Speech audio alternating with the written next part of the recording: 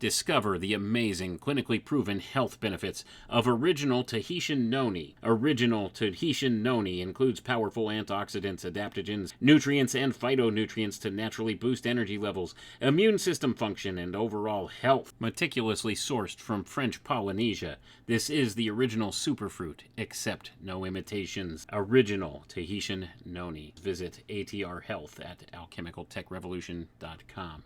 and click on the Shop Here tab for more details. But we can no longer risk emergency improvisation of national defense. We have been compelled to create a permanent armaments industry of vast proportions.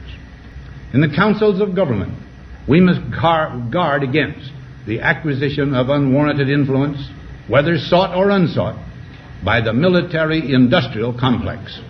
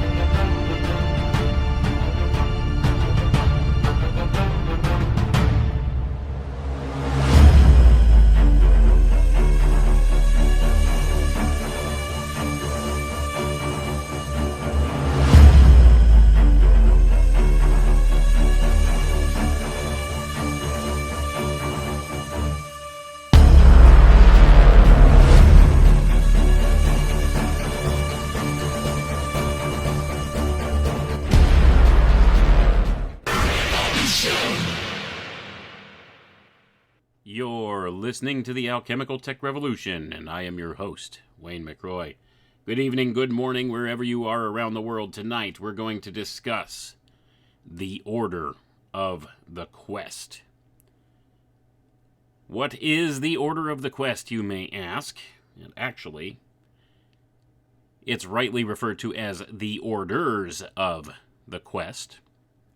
This was written about by Manly Palmer Hall in many of his writings, and this is the name of the loose associations between the various secret schools acknowledged by the Brotherhoods, and it constitutes an invisible empire that runs and controls this world. And we're going to be reading from the writings of Manly P. Hall. This is a 1996 reprint of a book written by him in 1949, folks. 1949. Outlining the orders of the quest. The Order of the Quest. The Holy Grail. The Adepts in the Western Esoteric tradition. He had written many volumes about this. This is from Part 1, Volume 1. Talking about this notion of this affiliation between these various secret society groups at the topmost levels. You see, it's not just me putting conjecture together and saying that they're all interlocked. Most certainly they are. Manly P. Hall acknowledges that in his researches into the Orders of the Quest. These esoteric groups who have instantiated themselves in positions of power in this world, in places of prominence, to steer social agendas. They are all interconnected. They all have the same motivating forces behind them. They all work together behind the scenes. This inner circle within the inner circle at the topmost levels of all the secret society groups. This is the invisible college. The invisible empire that runs things in this world. And by and large, most of those who have elevated themselves to this position kind of fall on the dark side of things in terms of the occultic connections that they draw. These are the people that steer and direct movements and agendas and occurrences in this world. They are the power brokers of this place. They've interpenetrated into all different parts of society, all different levels, whether it be government or corporation. Philanthropic organizations, especially, seem to be a key conduit for the workings of this Order of the Quest. And we'll get into that here. Like I said, we're going to be reading from this book. It's a 1996 reprint of a 1949 book written by Manly P. Hall. And we're going to read from the foreword, and that will give you a good indication as to the true nature of things, and then we'll get right into a lot of what Manly P. Hall reveals here. One of the foremost occultists of the 20th century, Manly Palmer Hall, held in high regard by Freemasons and all of those in the other esoteric schools alike. This guy knew an awful lot of stuff. He put a lot of stuff down on paper that we can look at. I would highly recommend, if you haven't done so, you can pick up any of his books and you'll find valuable information therein. Now, bear in mind, and I always caution you to take this stuff with a grain of salt, because there's always that little bit of poison mixed in with this. But his magnum opus, The Secret Teachings of All Ages and Times,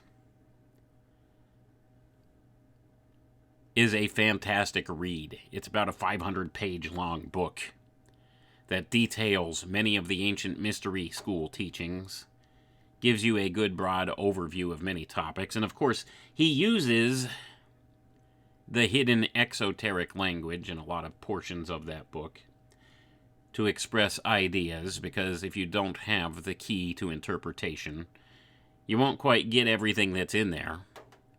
But if you've been listening to this broadcast for any length of time, you're probably going to pick up an awful lot of stuff if you begin reading that book. It's a one-stop shop for a lot of different information pertaining to the secret schools. It's a good read.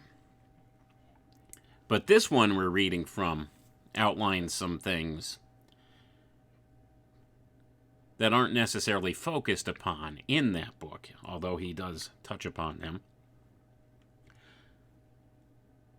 But this acknowledgement of this secret group of power brokers in this world who attempt to steer and direct things is very much outlined here, and we're going to get into it.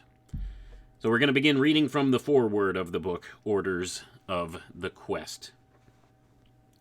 In this outline of the Adept tradition, as it has descended through the mystical associations and fraternities of Europe, we are developing our subject material according to a definite plan.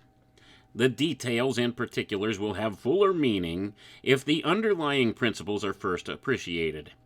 The present section deals with the period extending from the collapse of the pagan mysteries to the end of the age of chivalry. For practical purposes, the esoteric schools which championed the human cause through the Dark Ages and the medieval world may be considered together as the Orders of the Quest. Gonna pause for a moment here, folks. So Manly P. Hall, in this first edition, this part 1 of the Orders of the Quest, will outline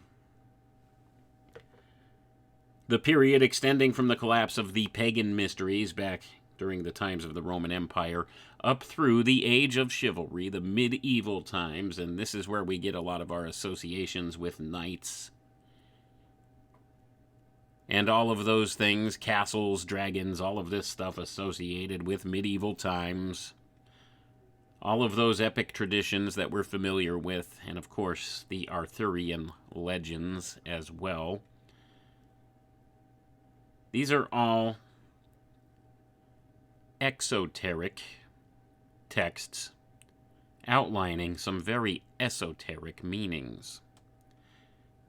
This is where the Orders of the Quest recorded a lot of their traditional values and ideas. Put forward some very interesting information that is lost to most of those in the modern era. largely because we don't receive a classical education anymore, like we may have at one time, where we're taught the classics, we're taught about literature, medieval literature, we're taught about mythology, we're taught about all of these things. The Greek myth, the Romanized versions of the Greek myth. Many of these ideas are lost to the modern mind. Not completely, though, because you see, they use archetypes from the myths in our entertainment culture to program our minds in certain directions. And although the human psyche has an inherent recognition of the archetype, if you don't know the story on a conscious level, you don't know how it's being used against you.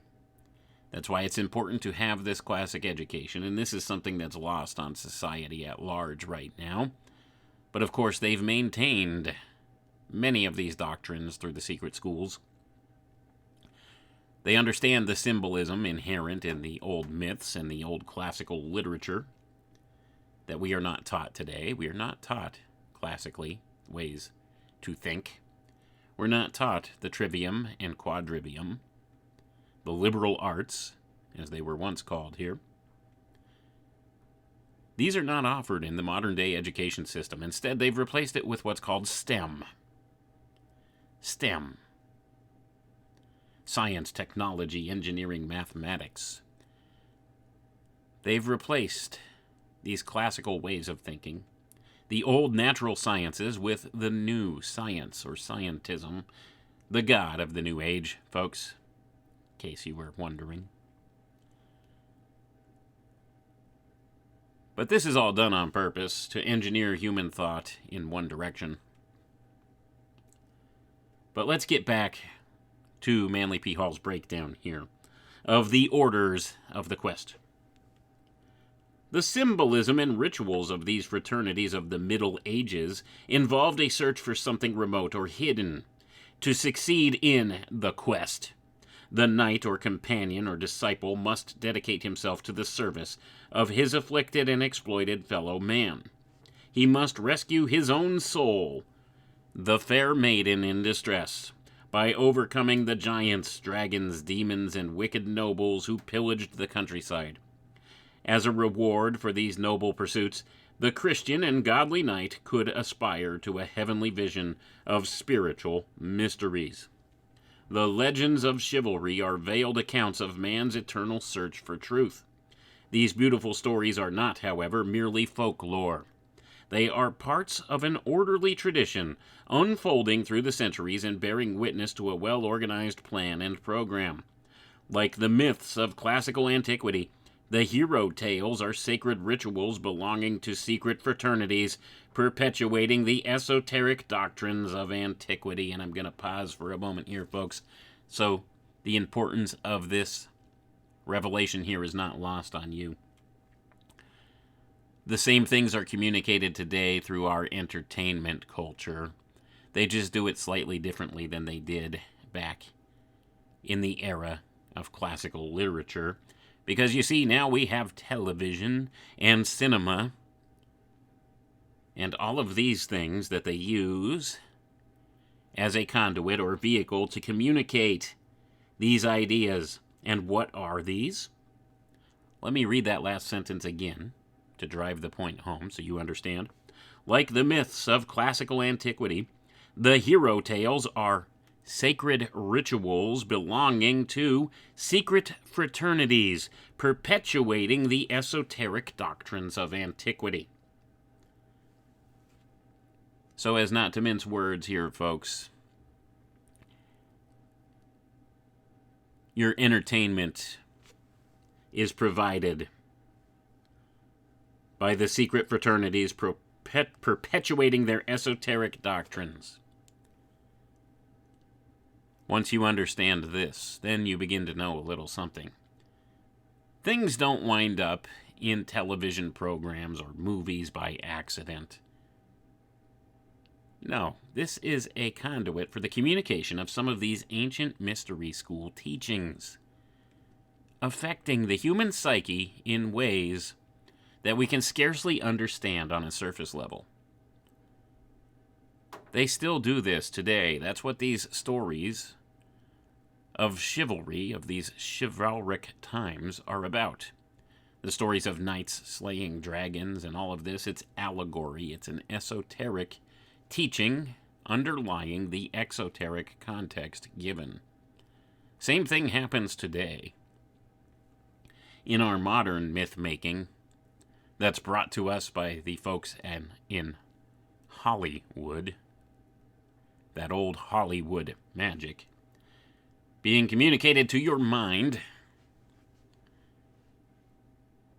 via these stories that they tell on the silver screen. Let's continue reading here.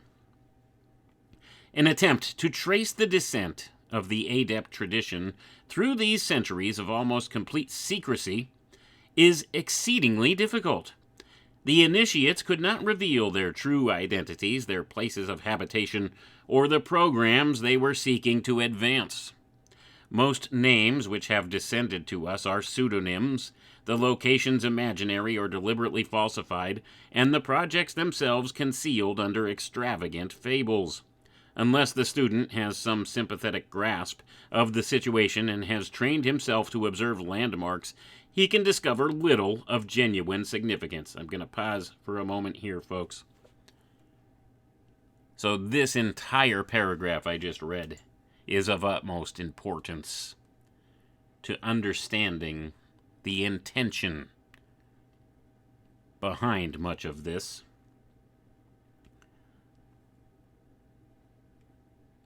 I'm going to read that again, but first I'm going to offer some insights into this. Essentially, Manly P. Hall is telling you, these people never identify themselves by their real names.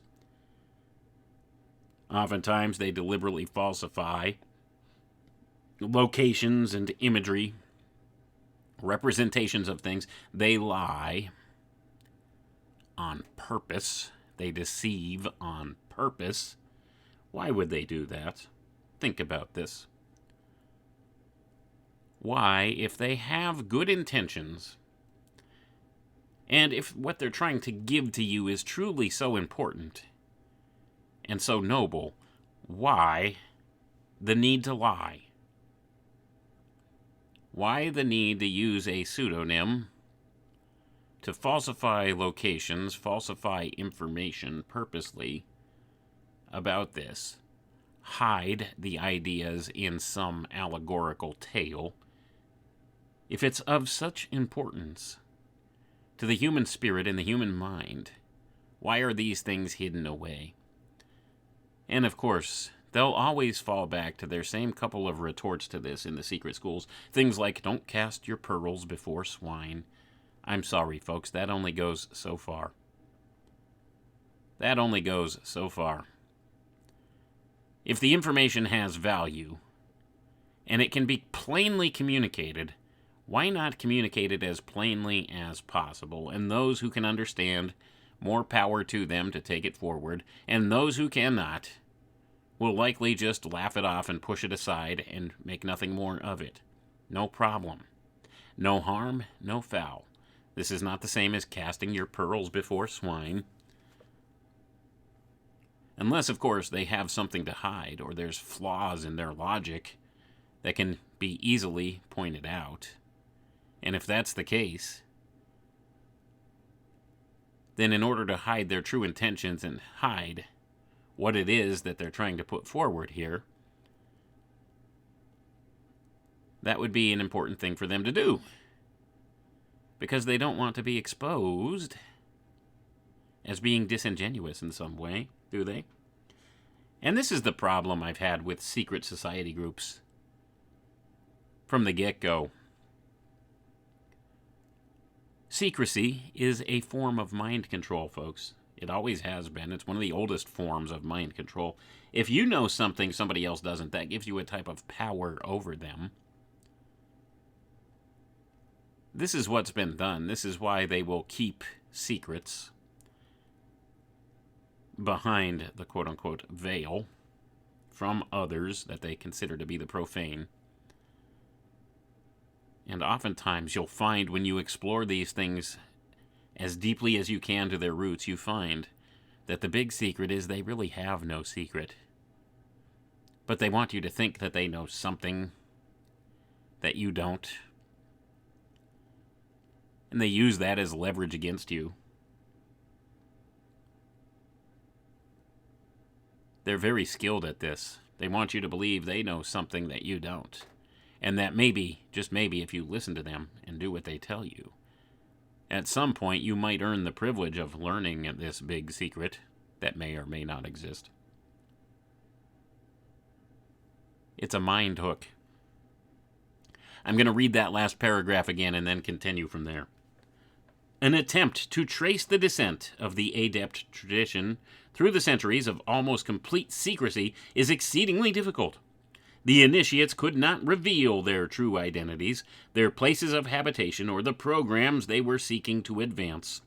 Most names which have descended to us are pseudonyms, the locations imaginary or deliberately falsified, and the projects themselves concealed under extravagant fables. Unless the student has some sympathetic grasp of the situation and has trained himself to observe landmarks, he can discover little of genuine significance. It has seemed advisable, however, to approach the subject in a sober and factual manner. We have purposely avoided such reports and accounts as depend entirely upon extrasensory perception for their validity. We are fully aware of the so-called clairvoyant investigations and secret histories which are preserved and taught by modern mystical sects. It does not seem necessary to our purpose to either accept or reject these traditions, although their inclusion certainly would add glamour to the narration. Gonna pause for a moment here, folks. So Manly P. Hall, to his credit, is saying we're not going to depend upon clairvoyant investigation or extrasensory perceptions to validate much of what we're putting down in this book here. We're going to go simply by what we can prove in an objective fashion here. But he does say their inclusion certainly adds glamour to the narrative. And certainly it does. And maybe there are some significant details to some of these things that have importance. But personally,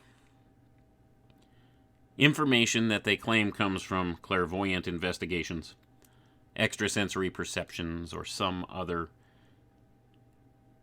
type of means, such as channeled information, this kind of thing, I don't put a lot of credence in.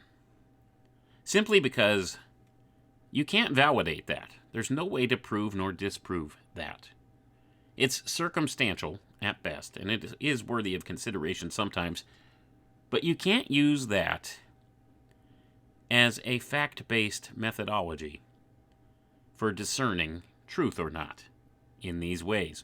So Manly P. Hall, to his credit, acknowledges that and is only putting down these things which he can prove his point on in an objective fashion here. So let's take that into consideration as we move on. The adept tradition in early Europe is traceable by natural means and normal faculties, if we are prepared to undertake the task and have access to the necessary reference material. It is quite possible to overlook or undervalue obscure details, but these do not impair, certainly they do not discredit, the major premise. There is an incontrovertible mass of evidence indicating the existence of initiated philosophers possessing a superior knowledge of divine and natural laws. There is also sufficient proof that these initiates were the agents of a world fraternity or brotherhood of adepts that has existed from the most remote time. This over-fraternity has been called the Philosophic Empire, the Great School, the College of the Holy Spirit, and the Invisible Government of the World. References to this sovereign body of the Ancient Ones of the Earth occur in the sacred writings, the philosophical literature, and the mystical traditions of all races and nations of mankind. Gonna pause for a moment here, folks. So now, this is another hugely important facet of things here that we're looking at. Manly P. Hall claims there is incontrovertible evidence that indicates the existence of what he calls initiated philosophers possessing superior knowledge of divine and natural laws, and that they were the agents of a world fraternity or a brotherhood of adepts that has existed all throughout our recorded history and before then. And he calls it the over fraternity. This is what I would call the inner circle within the inner circle, folks, which is largely regarded in the modern era as what we would call the quote-unquote Illuminati. It exists. It's a real thing.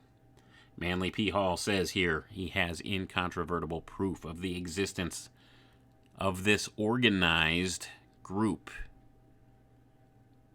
that belonged to this over fraternity, as he calls it. And they've gone by many different names: the Philosophic Empire, the Great School, the College of the Holy Spirit, the Invisible Government of the World, the Invisible Empire, the Invisible College, the Order of the Quest. Let's read on. References to this sovereign body of the ancient ones of the earth occur in the sacred writings, the philosophical literature, and the mystical traditions of all races and nations of mankind. We have selected from the most reputable sources vestiges relating to the Academy of the Adepts. The reader is invited to consider these fragments, to examine their contents, and to discover for himself the veritable accounts which they conceal. We believe that the thoughtful and discriminating student will have little difficulty in recognizing the essential landmarks. We further believe that he will come to understand why we have referred to the stream of the secret doctrine as humanism. Gonna pause for a moment here, folks. Humanism. Now, do you understand why the major push for what is known as secular humanism in the modern world? Humanism, simply meaning man, is the center of all. Man is the only God in this place. That's what they believe and what they teach. Man can be God. It is a false doctrine, folks. A creation can never be greater than its creator. And although we are created in the image of the Creator, we are not the Creator and can never become the Creator. But they teach man is God. Man will become God. Man can achieve godhood. Humanism, the secret doctrine, is humanism. Let's read on. The term is not used in its popular sense, but to describe the grand program of the mystery schools for the emancipation of man from bondage to ignorance, superstition, and fear. Civilization is unfolding according to a predetermined plan, and not by accident and fortuitous circumstance. I'm going to pause again there, folks. Let me read that sentence again. I'm sorry if I sound repetitive, but I need to emphasize these points.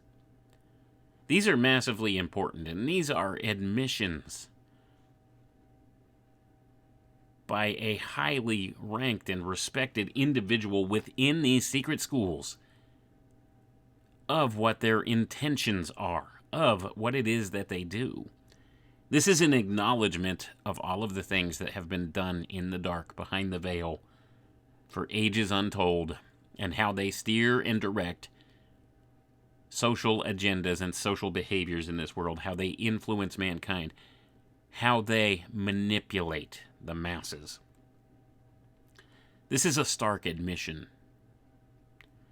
Civilization is unfolding according to a predetermined plan, and not by accident and fortuitous circumstance. This is an admission that they instantiate these long-term planning goals, and they stick with their plans. This is not conjecture or conspiracy theory, folks. This is coming right from the horse's mouth. They're telling you, Manly P. Hall is telling you here in no uncertain terms, that this secret over-fraternity, as he calls it, has a grand plan that they are following, and things don't happen by accident or coincidence. This has all been pre-planned for a very long time. Let's read on. This plan does not limit the individual to any creed or doctrine, but invites him to recognize those essential disciplines by which he can attain internal security for himself and can contribute to the final emancipation of all men. The adepts are the philosophic elect, the priest kings, and the shepherds of the herds of human souls.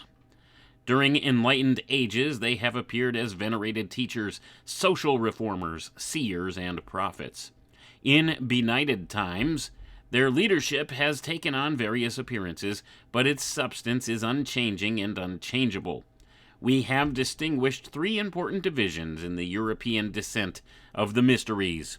First, the orders of the quest. Second, the orders of the great work. And third, the orders of universal reformation. Gonna pause for a moment here, folks. Universal reformation. Well, what do you know? We have all of these divisions throughout the history of the secret schools, given to us here by Manly P. Hall. He's identified this. He says he has the goods. He can prove this, and that anybody who is willing to take the time to diligently search out all of these old records will find that this holds true, that this secret group, this inner circle within the inner circle, has guided and directed human history from behind the veil for a very long time, has programmed mankind to accept certain agendas, is still operating today. And he's even giving some of the methodologies away here, as we'll see. But now he's breaking it down into three different eras of the descent through the European divisions of the mysteries. He says first was the orders of the quest, second was the orders of the great work, and third, the orders of universal reformation. The first group was dedicated to the restoration of the secret sciences through search and discovery. The second group was devoted to the proof and personal accomplishment of that which was known to be true. And the third group was resolved to apply the proven principles of the esoteric tradition to the enlargement, restoration, and reformation of collective society. Gonna pause for a moment here, folks. So they're trying to repurpose mankind, reform mankind according to their own beliefs. That's what's being revealed here. They're telling you they are programming mankind to accept their secret doctrines, to accept the light of Lucifer, when you get down to brass tacks with this. This is what's being revealed here. And this is directly from the horse's mouth, folks. This is not conjecture or conspiracy theory on my part. You see, when I tell you a thing, I'm telling you because I've read it in their own words, from their own books and their own scholars and their own proponents within the secret schools, and here it is. And many of these writings have been available to the public domain for a very long time now. The problem is people don't read them, because oftentimes they find this type of reading to be dry and boring. I can assure you it's nothing of the sort. You will discover an awful lot hidden in these writings. You'll begin to understand the machinations of world affairs much better.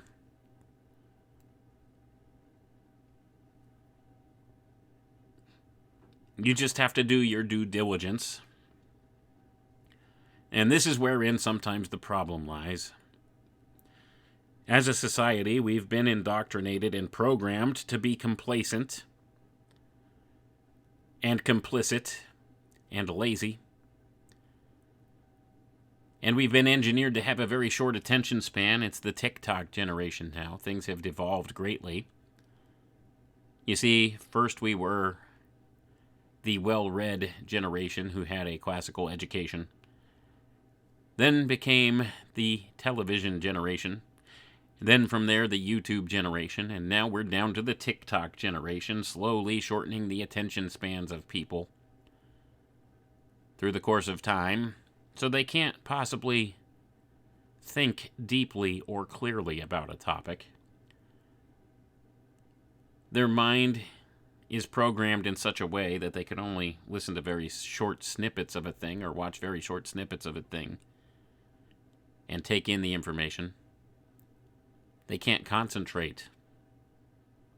This has been engineered into mankind, and it's been done so on purpose,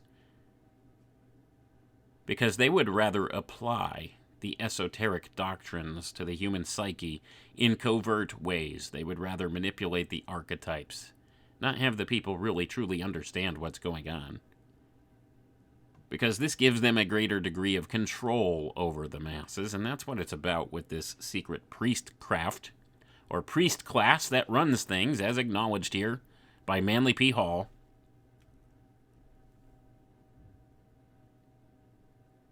You see, we've had these intellectual capacities programmed out of us as a culture. How many people could sit down and read a 500-page book nowadays? They get bored very quickly. They get distracted very quickly. They lose interest very quickly because of this soundbite culture that has been instantiated into the modern era. How many people could actually sit and listen to the entirety of a program like this?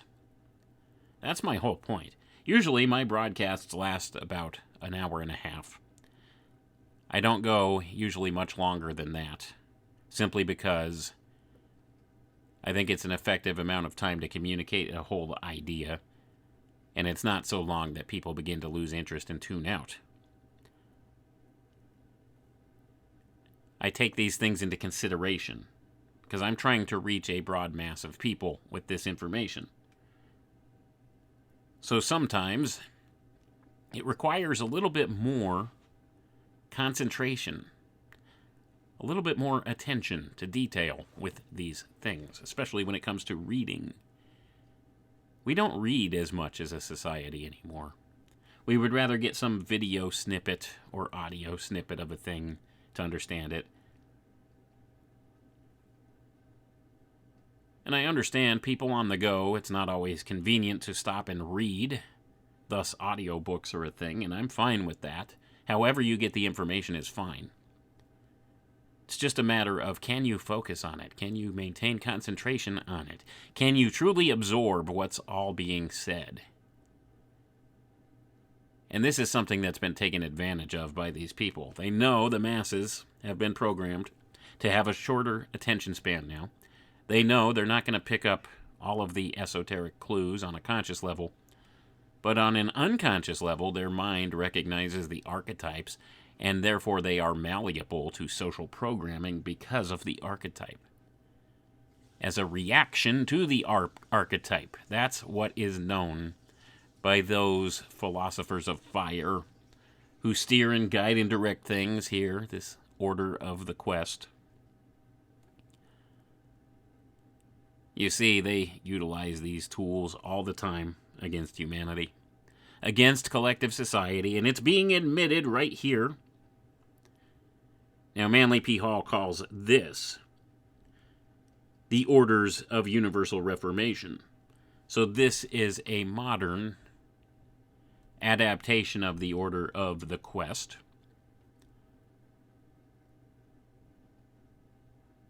The Orders of Social Reformation. It's all about transforming the masses, folks. universal reformation, collective society. It's about programming the masses to accept the secret doctrine. And you've probably heard me speak at length about the secret doctrine as of late. It's the doctrine that underlies all of this stuff, and essentially it's the Luciferian philosophy at the core of all of it. Manly P. Hall identifies it here as humanism. It simply is the Luciferian philosophy applied. Let's read on here. If the reader may wonder why we do not attempt to reveal the names, lives, and particular accomplishments of the masters of the quest, in this way supplying glamorous biographies of real or suspected adepts of the period, let him pause for a moment and consider. These initiates neither required nor desired the aggrandizement of their persons. Like all worthy men and women, they preferred to be honored through their work and submerged their identities in their programs so completely that their personalities have become one with their principles. Such biographical material as is available is nearly always mythical and symbolical. What we take to be an account of the men themselves is merely the record of their advancement in the sacred orders. Gonna pause for a moment here, folks. So is Manly P. Hall this guy's real name? Has anybody ever asked that question? Or is this a pseudonym? Because did he not say in the outset that much of what we have today available as information about who these people are, well, they largely reveal themselves only in pseudonyms? Well, Manly P. Hall's gotten an awful lot of accolades for his works. An awful lot of credit by those within the orders. And he's contradicting himself here. Many of these people, if you go back and look, you find their names. And this is found to be their identities, by and large. Now, I do understand there are traditions in the esoteric schools that people like William Shakespeare did not actually exist as a real person. William Shakespeare was a nom de plume of Sir Francis Bacon. According to their traditions, I don't know if that's true or not. This is what they teach in the secret schools, though. William Shakespeare is a nom de plume, a pseudonym. So you have to wonder, is Manly P. Hall this guy's real name? Well, we can go back and look through the historical records, through the newspaper accounts and everything else, and actually find Manly P. Hall. This was a real human being that existed and was noteworthy. As far as I know, this was his real name. So if they're not looking for aggrandizement, and if they're not looking to be held up on a lofty high pedestal, why did he use his real name in his writings? You see, he contradicts himself, and it's always with these people about this acknowledgement of their enlightenment, their illumination, their adeptship.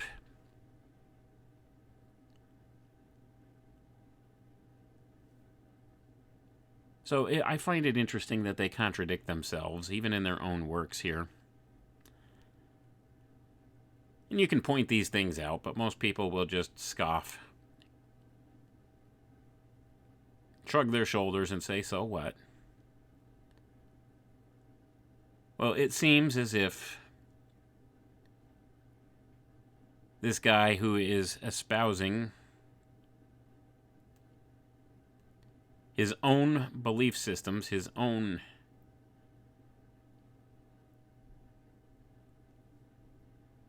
what's the word I'm looking for here?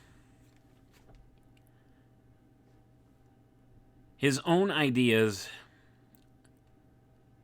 about these things, the importance of the work being done anonymously. I find it interesting that he contradicts himself in this point, because he gave us his real name, as far as I know. Or did he? That's the other thing. You have to wonder. I mean, looking back, we could only know so much. Manly P. Hall, I believe, passed away in the 1990s, though, so it would stand to reason that it looks like that was his true name, his real name. And the acknowledgement he's got from the secret schools for his works are well recorded and documented. And perhaps he's speaking of an earlier time only. I don't know. I don't claim to know. But it's interesting. You have to wonder, what's the motivation here then? If he's not looking for worldly accolades, then why put forward all of the things he has under his own given name? But maybe he's just trying to show a little integrity by doing so. I don't know. I don't know what the guy's motivations were. I don't know what his intentions truly were. I do know that he did do good, solid research, though. And he was able to back up ideas with documented facts. But I also realize he put just a small amount of poison in his works because he had a twisted viewpoint. He had been thoroughly indoctrinated by these secret society groups.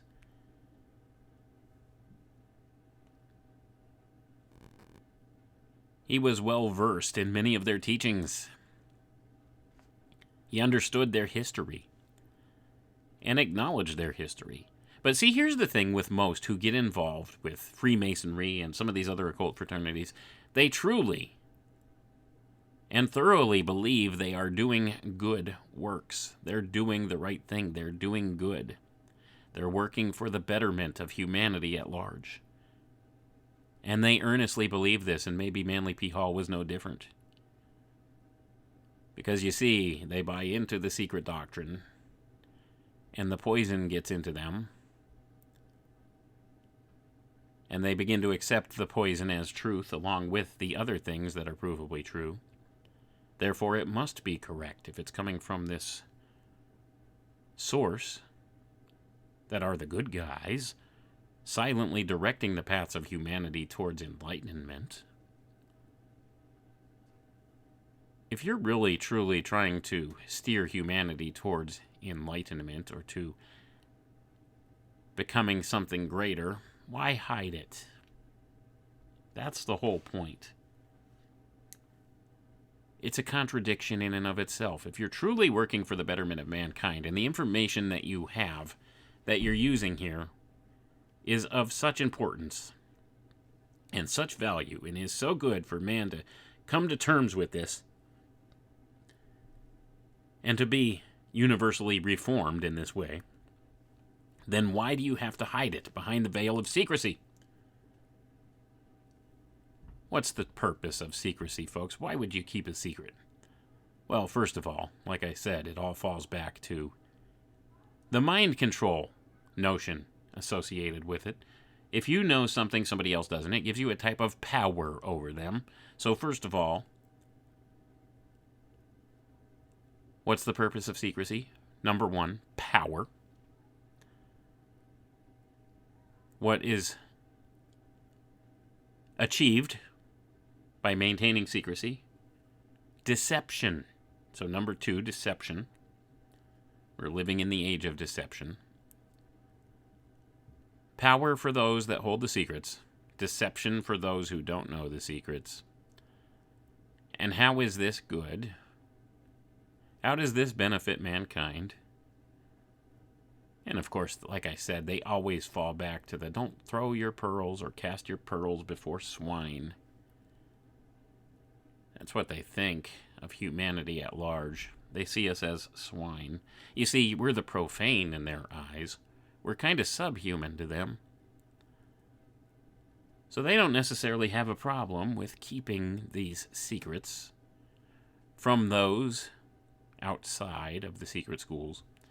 Their viewpoint is you have to actively seek it yourself, which I understand to a certain degree, but still, these things should be readily available to anybody at any time without having to go knock on the door of the secret school down the road and go through their stupid initiation ceremony and be traumatically initiated into their fraternity to receive some of the secrets, and then they don't even get the secrets. They get lied to through every step of the process of initiation by these people in these secret society groups. Admitted in their own writings, they lie to their lower level members. What are the fruits of this? You can know a tree by its fruits. What are the fruits of the secret society groups? Deception. Deception is the number one fruit of the secret society groups. Secrecy, deception. What good can come from that? Let's continue here with the reading, though, because there's a lot more to cover. In later centuries, we have some details about the initiates, but during the period of the Quest, we do well indeed if we can identify certain outstanding humanists with the secret societies, which were the proper custodians of the Great Descent. Our purpose is accomplished if we can convey some general realization of the motions of the philosophic empire from the complete secrecy of its origin to its final emergence as the natural government of the world. Signed, Manly P. Hall, Los Angeles, California, March 1949. And that was just the foreword to this book, folks. A lot of information just packed in the foreword to the book.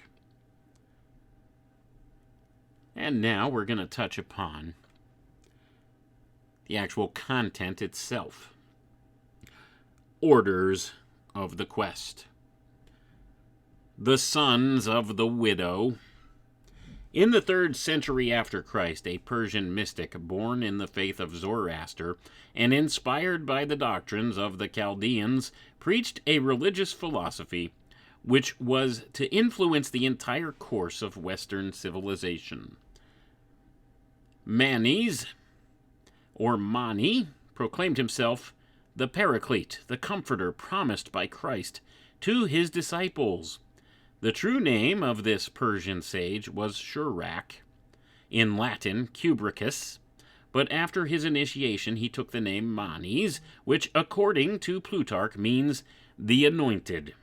Manes, the founder of the Manichaean sect, was born in Babylon, AD 215 to 216. He received his early education from his father, a devoutly religious man, whose spiritual convictions were influenced by Mandean, Gnostic, and Christian associations. There are also indications that both father and son had a familiarity with the teachings of Sabianism.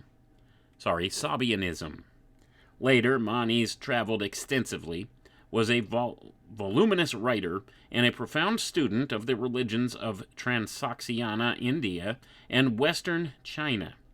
Going to pause for a moment here, folks.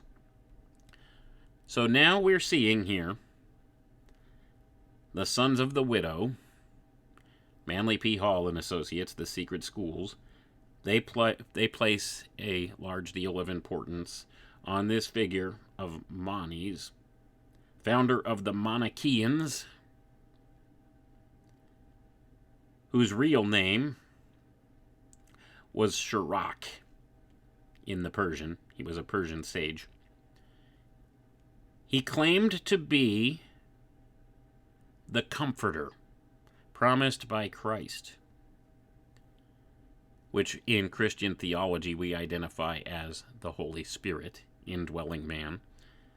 Well, this guy claimed to be the Comforter. That sounds almost blasphemous, doesn't it? He claimed to be the Holy Spirit.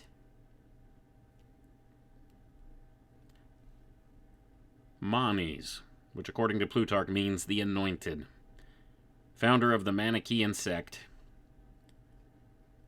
tells you a little bit about his Gnostic roots, his mystical roots here, the things he was taught and had also taught. Manes was an initiate of the mysteries of Mithras, and among his teachers was Terebinthus, an Egyptian philosopher and magician. There is a tradition that Manes was at one time a Christian, but this the Church has emphatically denied. It is certain, however, that he contacted early heretical sects, and was also cognizant of the Kabbalistical speculations of the Jewish mystics. He regarded the philosophical systems of the pagan sages as superior to both Judaism and primitive Christianity. He proclaimed his own ministry at the court of the Persian king Shapur I, AD 240 to 242, possibly on the coronation day of that monarch. The career of the prophet Manes made many demands upon his courage and devotion, but he faced the disasters of his life sustained by internal visions and mystical experiences. He was unable to maintain a favorable position in the Persian court due to the pressure exerted against him by the priests of Zoroaster. He acquired some distinction as a physician, but his skill was not sufficient to preserve the life of one of the sons of the ruling prince. His prestige undermined, Manes was exiled through the contrivances of the Mazdians, and he undertook his memorable journeys. During this same period, he lived for a year in a cave with only wild herbs for food. Later, Manes was recalled to Persia by a more generous prince, was received with great honors, and a palace was erected for his use. For a brief time, his fortunes flourished, and he was consulted on important matters of state. But when Bahram I ascended to the throne, the prophet fell upon evil times. Bahram, for political reasons, supported the Zoroastrian clergy, and these were resolved to destroy the heretical sect and its founder. Manes was crucified and flayed alive in AD 276 or 277, and his body was exposed to various indignities. The doctrine of Manes was rooted in Persian dualism, but he drew essential dogmas from the various schools of southern Europe, Mesopotamia, North Africa, and Central Asia. The Manichaeans practiced the sacraments of baptism and communion. They accepted the ministry of Christ, but not the divinity of Jesus. Going to pause for a moment here, folks. So now, once again, you can know a tree by its fruits. You can know a little something and apply some principles of discernment here to this, the Manichaean teachings. They do not accept the divinity of Jesus. So what does that tell you? Well, if you understand the theological implications, this gives verification that what they're teaching is disingenuous. And to have this association of the Manichaean teachings with Christianity is a false dichotomy, because it doesn't stand up to these tools of discernment that we have. Not accepting the divinity of Jesus, but they accepted the ministry of Christ, it says here. Let's read on. Manes condemned the Christians as worshippers of idols, declaring that they had substituted men for gods, and then images for men. The sect, however, admired St. Paul and acknowledged Jesus Impatibilis, the Christ within, that was the hope of glory. Gonna pause for a moment here, folks. So they took some of the ideals of Christ's teaching, and they adapted it to their own false belief systems here. And in so doing, they condemned the Christians, actually calling them idol worshippers. Interesting, isn't it? And this is one of the figures that's highly regarded by the secret schools here. Let's read on. After the death of Manes, The progress of the sect was entrusted to a circle of initiates, and these defined the degrees of the order, its initiatory rites, signs, symbols, and passwords. The broad esoteric foundation of Manichaeism appealed to scholars of all beliefs, including the better-informed Christians. Solomon Reinach gives the following valuable summary of the history of the sect. Quote, "The Manichaeans were gentle and peaceable persons. This was the opinion of the Greek philosopher Libanius. But as they rejected the rights of existing churches and claimed to confine themselves to the ministrations of their own priests, those of other religions persecuted them furiously and excited the mob against them by calumnies. When it was first attacked in Persia, Manichaeism spread towards Turkestan, India, and China, and at the same time towards Africa by way of Syria and Egypt. Diocletian prohibited it in AD 290, and the Christian emperors from AD 377 onward legislated against it. The Vandals burnt or exiled the Manichaeans. African Manichaeism is known to us chiefly through the works of St. Augustine, who wrote long treatises against its doctors after having been their pupil. In the East, the sect was almost exterminated by the severity of Justinian, but it formed again in Asia Minor.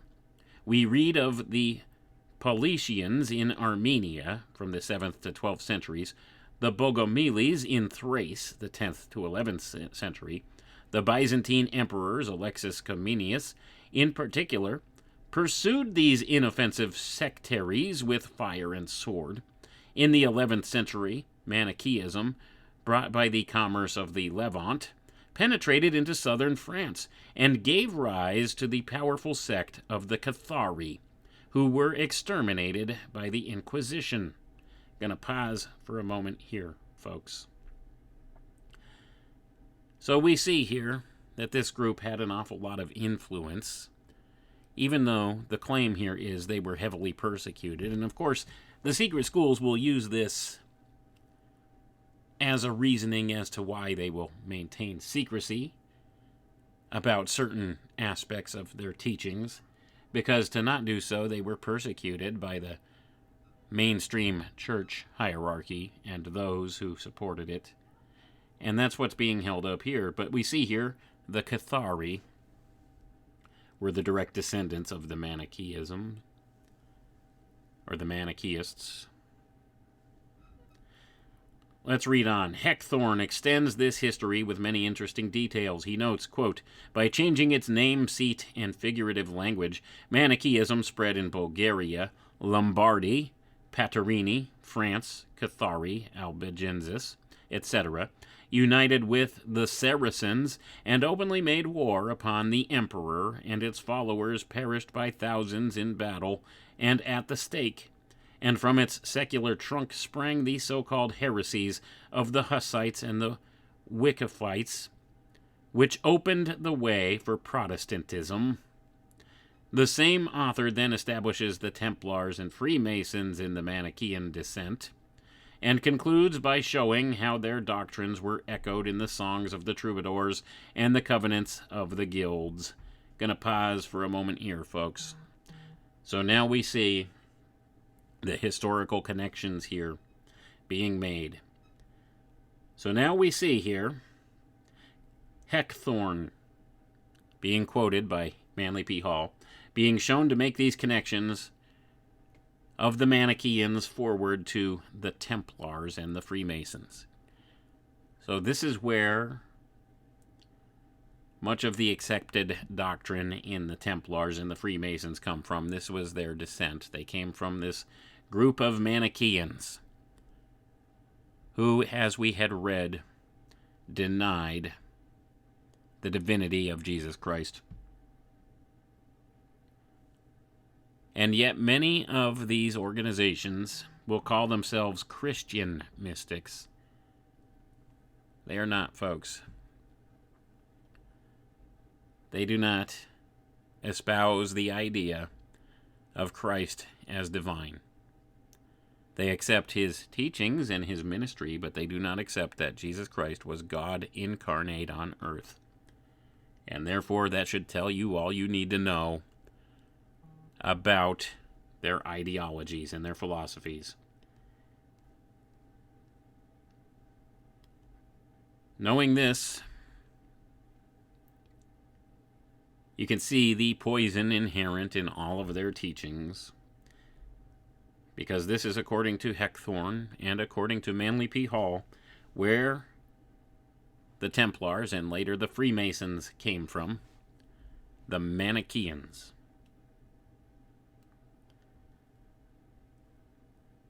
Why do you think so many Zoroastrian-type ideals have been infiltrated into these secret schools, into their teachings for so long?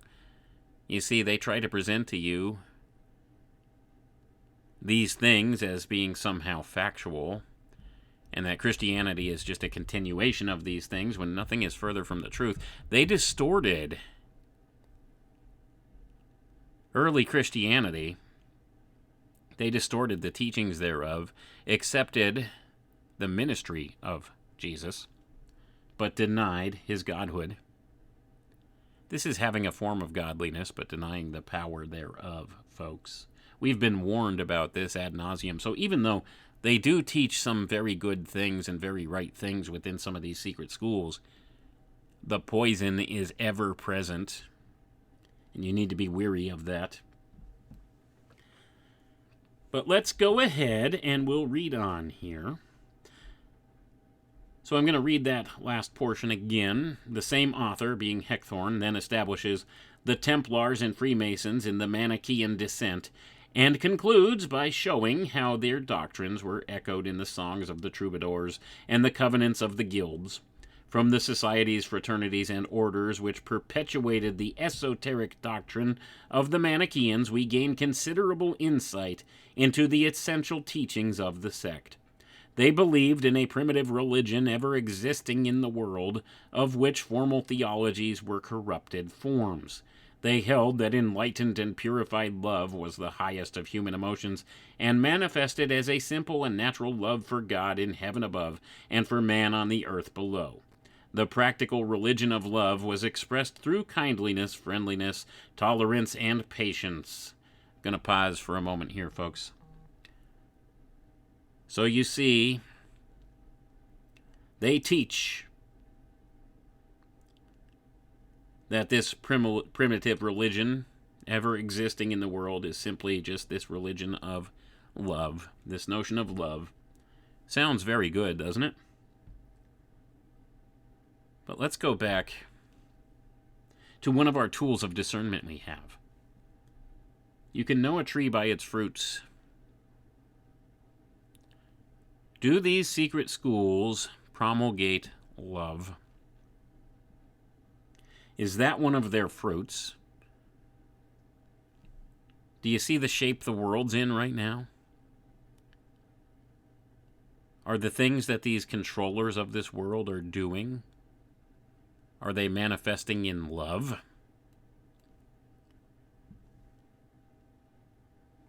Enlightened and purified love, the highest of human emotions.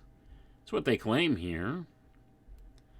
The practical religion that they claim to practice of love, this primitive religion that they claim to hold dear to their hearts as a portion of their secret doctrine, it's expressed through kindliness, friendliness, tolerance, and patience. Do we see those things happening in the world today? It seems to me like they're trying to engineer the opposite of those, aren't they? Look at the shape society's in. Apply that tool of discernment. You can know a tree by its fruits. Now, it may, on its external appearance, proclaim these things as being its chief tenets, but are they doing what they're saying?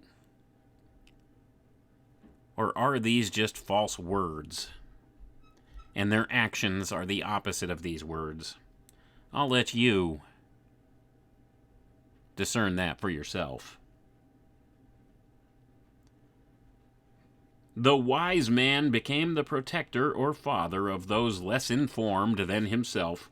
Only those who truly loved their fellow men and proved that affection through the defense of the rights of man were entitled to regard themselves as religious. The secret assemblage of the Manichaeans was dedicated to the liberation of the human being from all despotism and tyranny. The end to be obtained was an enduring brotherhood of mankind. Men should be ruled by love alone and should love their rulers. Leaders should deserve this affection, and all kingdoms and nations should dwell together in peace, governed by just laws and noble examples. All tyranny must end, all false doctrines must fall, when the light of truth, the Christ within, is acknowledged as the universal Redeemer. Gonna pause for a moment here, folks. They're not talking about the same Christ that we are. The Christ within. You know, that Christ that they rejected, the divinity thereof.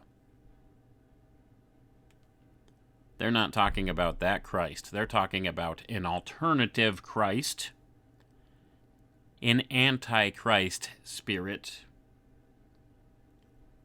the universal Redeemer. And what they're referring to as false doctrines is not a false doctrine. It's sound doctrine. But in their view, it's false doctrine. You see how they've become vested in this idea of humanism as the underlying facet here. Humanism. Let's read on. St. Augustine was drawn to Manichaeism because it interpreted the Christian religion in terms acceptable to his inquiring mind. He had already decided that the church was ridden with superstition and lacked philosophic depth. He remained absorbed in this so-called heresy for 9 years, but was never able to penetrate deeply enough into the mysticism of the sect to overlook the shortcomings of the members. Certainly, his subsequent opinions were influenced by his associations with the followers of Manes. He departed from them through a disinterest in mysticism for which his intellect was not suited. The church, in the treatment of the Manichaeans, followed its usual procedure of accusing all heretical groups of practicing immoral and infernal rites. Gonna pause for a moment here, folks, probably because they were. If you look at the Templars, we can see the things practiced there. If you look in the secret society groups today, you can see these infernal rites still going on, these immoral and infernal rites. Of course, they will deny.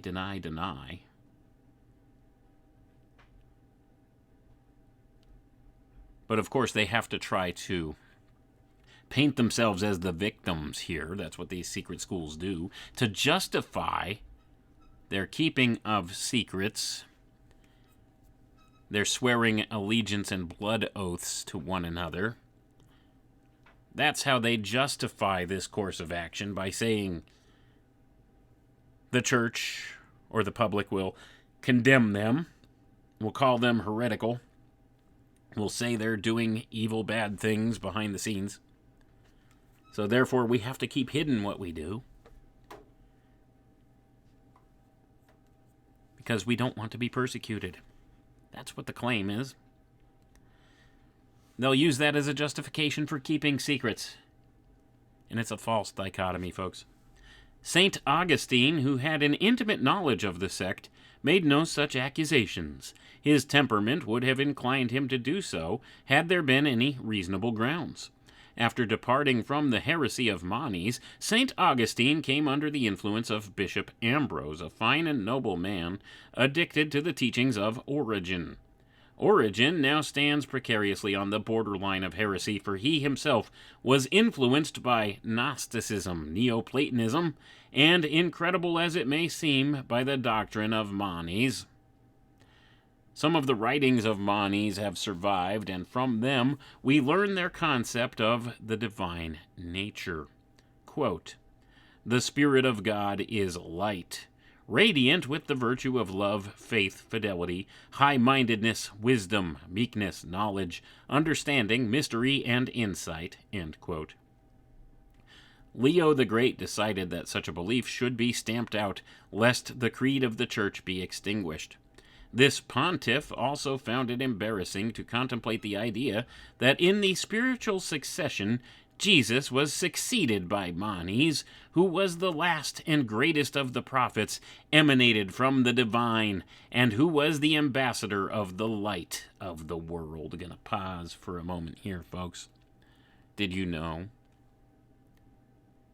that the Masons and other secret society groups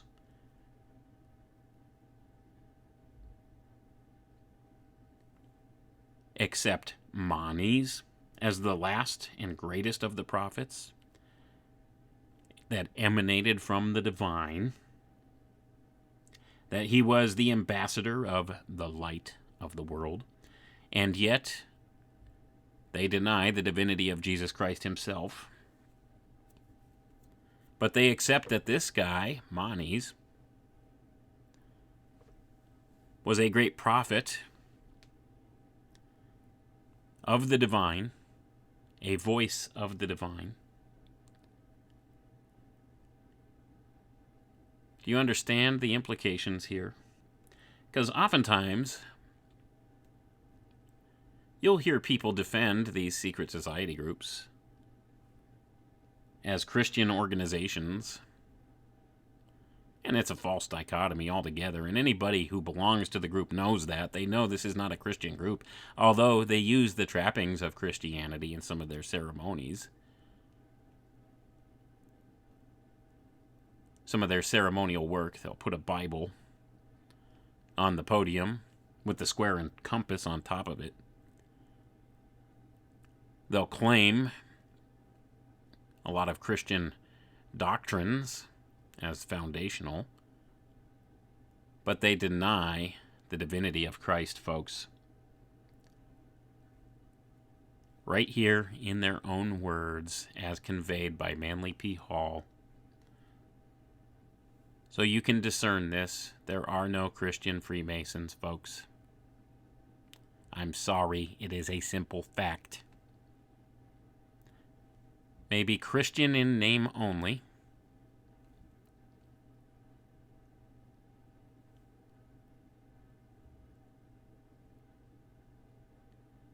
Maybe an uncomfortable fact for some folks out there. You can't be a Christian and a Freemason. They're contradictory to one another. You probably have never been taught that, though, if you are a Freemason. You're taught Freemasonry is not a religion. Nothing could be further from the truth. It most certainly is. It's the religion that they define as humanism, the deification of man. You can be as gods. It is false doctrine, folks. It is a lie. It is the great lie from the Garden of Eden. Let's read on here, and we're going to close it out real soon. One of the annual rituals of the Manichaeans was celebrated to commemorate the crucifixion of the prophet. I'm going to pause for a moment here, folks. So yes, they claim within these occult fraternities that Manes was also crucified. And now we're seeing that a celebration to commemorate this crucifixion of this prophet was one of the annual rituals of the Manichaeans. And maybe when you see the cross referenced in Freemasonry, it's not as pertains to Jesus, but to Manes. Let's read on. This consisted of placing a chair on a platform with 5 steps. Those members of the order who had purified themselves for the occasion were permitted to kneel before this empty chair, which symbolized the unseen master of their sect. This empty chair is reminiscent of the vacant throne of Osiris in the Egyptian initiatory ritual. The followers of Manes were called the Sons of the Widow, and the founder himself was referred to as the Widow's Son. The popular story that Manes gained this title by being redeemed from slavery by a rich widow is about as plausible as the legend that the Order of the Garter was created in honor of the Countess of Salisbury's garter. Horus, the savior god of the Osirian mysteries of Egypt, was a widow's son. He was posthumously conceived by the Holy Spirit of Osiris, his murdered father. The ghost of Osiris overshadowed his sister wife, Isis, who had dressed herself in widow's weeds to lament her dead husband. Horus, thus strangely and immaculately conceived, was destined to become the hero of the world and the avenger of his father. Gonna pause for a moment here, folks. The avenger. Why do you think there are certain entertainment properties that are so popular in the modern era? Well, you see, there's an archetype attached to the Avengers. And it has everything to do with Horus, risen, the horizon. When the new morning or new age dawns upon the earth, the new dawn,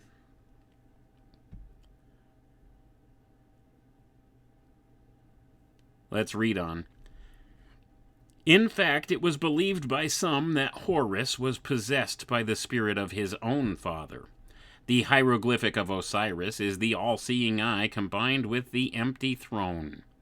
Isis is the virgin of the world who bears the divine child without the loss of her virginity. She is the esoteric tradition which gives birth to the adepts by a mystery in the spirit. She is the Sophia of the Gnosis, the blessed domicile of the troubadours and the later mystics. In Christian and Neo-Christian symbolism, Sophia appears again as the bride of the Lamb. Gonna pause for a moment here, folks.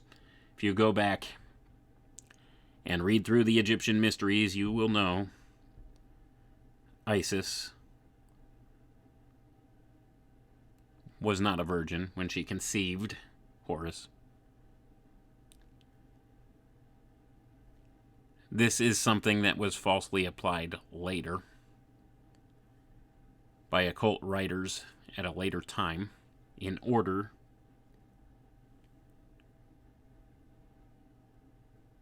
to manifest some ideas about their preconceived beliefs and to try to reify those in light of Christianity and apply a false dichotomy of thought to that. Let us read on here. Manes, therefore, was not literally a widow's son, for his father survived to assist in his education. He had attained the second birth. That is, he had been born out of the womb of the mysteries, and those of his followers who had received the initiation were identified in the same way. By his martyrdom, Manes became another Osiris, lord of the empty throne. He overshadowed his order as a spirit, and from the sanctuary of Manes were born new sons to extend his doctrines, thus becoming in a mystical sense the re-embodiment of himself. Deprived of their master, the body of the Manichaeans was appropriately symbolized by the legend of Isis mourning for her martyred lord. Gonna pause right there, folks.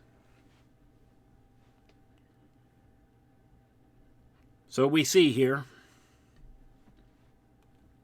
in the rituals of the Freemasons, they will kneel before the 5 steps leading up to an empty throne. Now, many have probably tried to communicate this ritual as being symbolic of worship or acknowledgement of Jesus Christ, where the empty throne is. And this is false.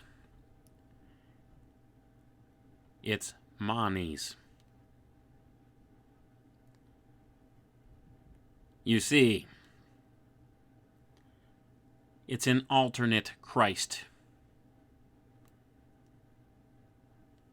which according to Manly P. Hall here,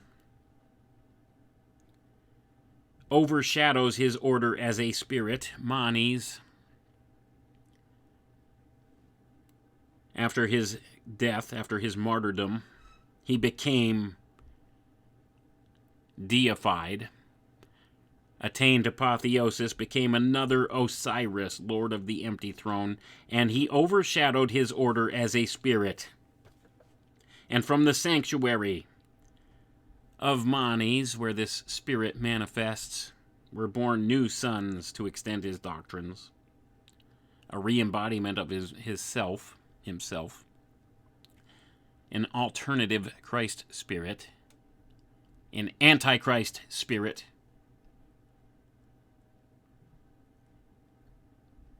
That is what is behind Freemasonry, folks. That is what is behind all of these secret schools. That is the spirit that manifests. They deceive. They deceive many, even within their own ranks.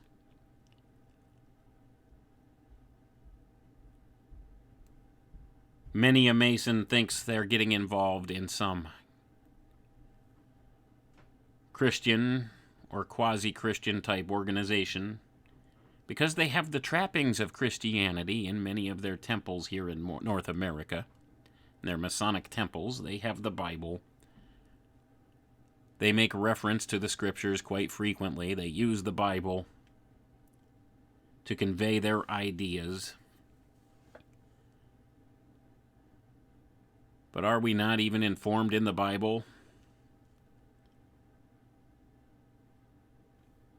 that Lucifer can disguise himself as an angel of light?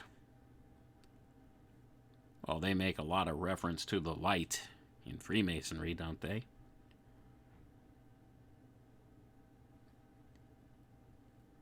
You're learning some very important things right now in this broadcast, and they may be some uncomfortable truths for a lot of people. That's okay. They still need to be conveyed, these messages. You see, this group,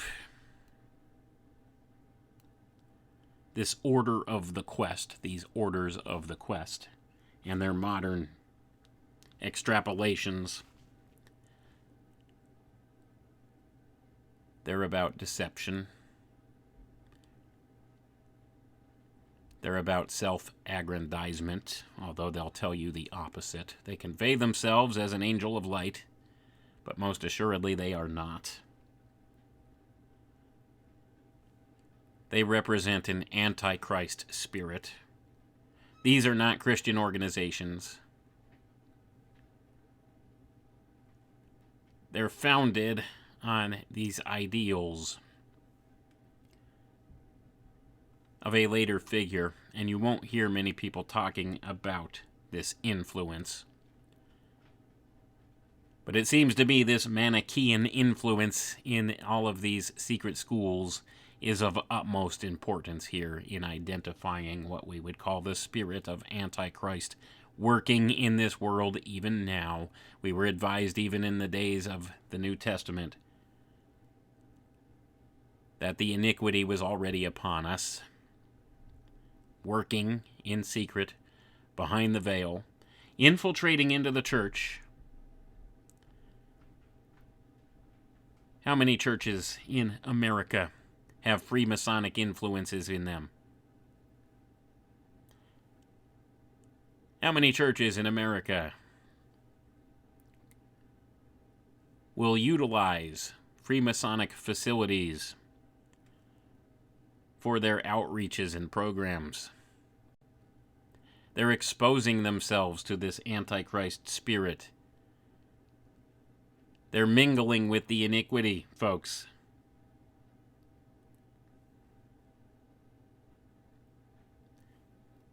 Now, many people may take umbrage with some of what's been conveyed here, but this is from their own words.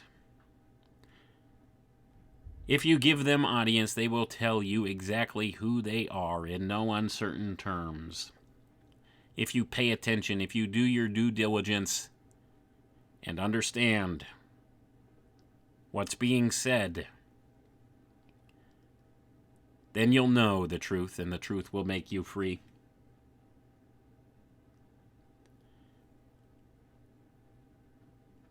How many people falsely believe that these secret society groups, these occult organizations, are doing good works? They may be performing good works on the surface veneer of things, but behind the veil of secrecy, behind closed doors, what they do in their private chambers is most certainly not good works. You see, they believe they can counterbalance any of their bad works with good works, and they can build their salvation in that way. Why do you think many of these take on this front as a philanthropic type organization, doing charity events, raising monies for certain social programs, building children's hospitals? But behind the scenes, they're responsible for many atrocities in this world. And the really troubling thing is most of the members of these organizations don't have the first clue about any of it. They legitimately think they're doing good. They're performing good, and that their association with this group is good, that this group is doing good things. They don't realize the spiritual yoke they've tied upon themselves. They are deceived. And this is not just me saying it. I've documented it here in their own words and accounts. They openly acknowledge they deceive their lower level members of their fraternities. They openly acknowledge who they are. Like I said, if you give them audience for long enough and you pay close enough attention and dig into the details, they tell you in no uncertain terms who they are and what they're about. And here we have it from the horse's mouth here tonight, one of the most respected in all of the circles of esoterica, Manly P. Hall, telling you the truth about these occult fraternities, secret society groups, and brotherhoods of this world, and the inner circle thereof, the invisible empire, the order of the quest, folks.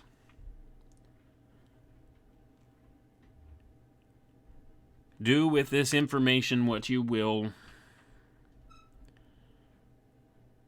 Understand how the deception has taken hold here in America and around the world, and how this small group of influential people behind the scenes has run things in this world for a very long time.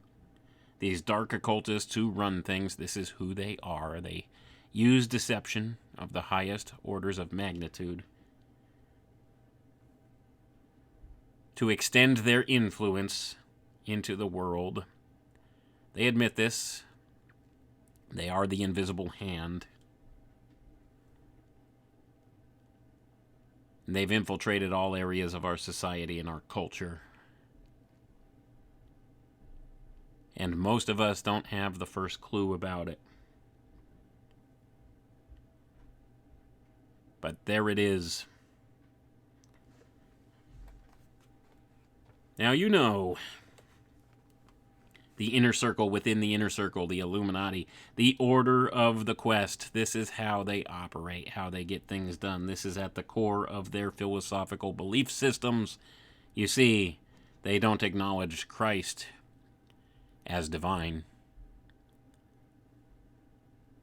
They have chosen a different spirit, an alternative Christ spirit, Manes, the Manichaean teachings, in their own words, folks. Anyway, that's all the time we have for tonight. I want to thank you all for tuning in, and I'll remind you that I appreciate each and every one of you. We'll catch you next time. Have a good one now.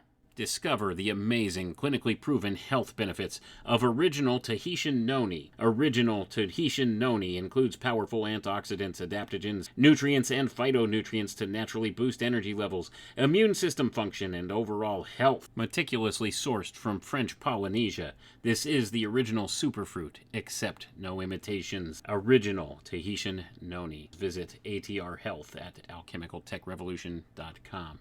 and click on the Shop Here tab for more details. But we can no longer risk emergency improvisation of national defense.